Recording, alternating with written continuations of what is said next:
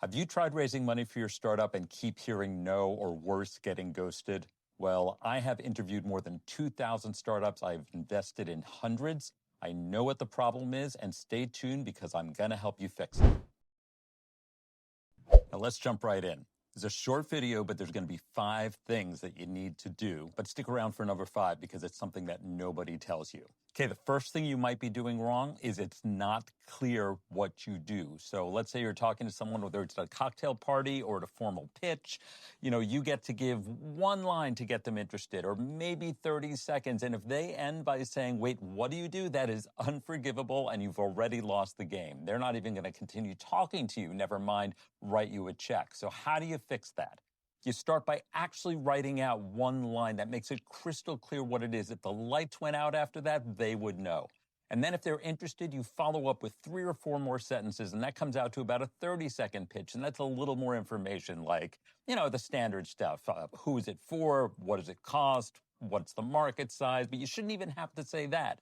Because if you get through that and they either say, what do you do? Or you can see in their face that they're confused, then shut it down right there. You've lost the game. It's so easy to fix, but so many people fall into the trap. Don't do that one. Okay, the second problem you might have, and this is kind of hard to hear for some people, is that you're not actually qualified to run this company. No one's going to tell you that to your face, but you got to think about it. So for example, if you're doing some complex AI LLM thing and you're just a business person and you don't have a CTO, they're not going to believe that you can do it, and there's no point in even talking to you.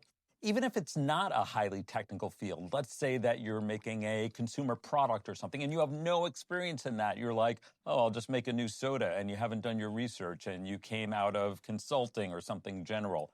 They're not going to believe that either. So you have to make sure, and this isn't even about how you're pitching. This is about what kind of business are you actually running? If you're not qualified to run the business, you're not going to get investment. And it's really hard because you have to ask yourself that question, and it's hard to answer. People like to think, oh, if I just have a dream and I put together a business plan, I can do it. Well, you might be able to do it, but I don't think anyone's going to invest in you.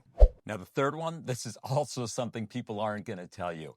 It's you're being defensive when you talk to the investor. So let's say you do all this work, you got your pitch down, they're excited, they're engaged, they ask you questions, and then you act like a know-it-all. You kind of act like their questions are stupid.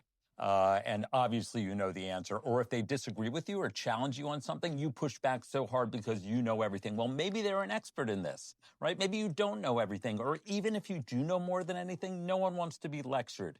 The whole point of this is a relationship where you're going to work together for many years. And if you're frankly a jerk in this, nobody thinks they're being a jerk, but if you're being a jerk in this, then they're not going to invest in you. One way to fix this is record your meetings. Use transcription software or something with consent. Listen back. Play it for a friend. Say, did I sound right here? Did I sound likable? Did I sound coachable? If the answer is anything other than absolutely yes, then work on that, because nobody wants to invest in a defensive know-it-all. Okay, you've already heard 3 things that could totally transform your pitch.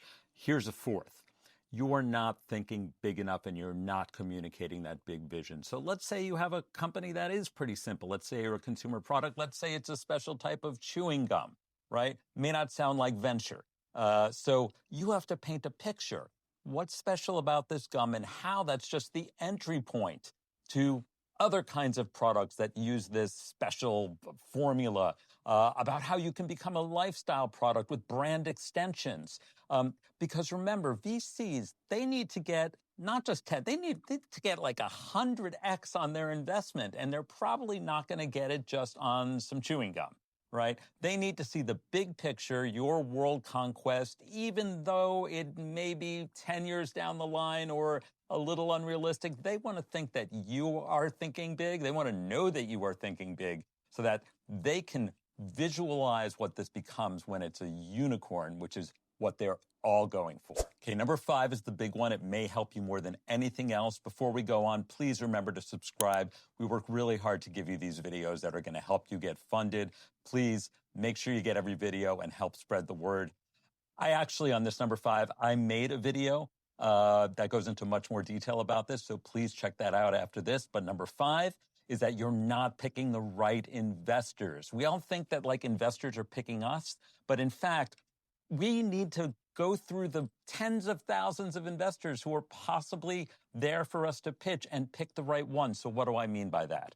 This means finding investors, VC funds, angels who actually invest in your stage of company, who make investments the size of what you're looking for.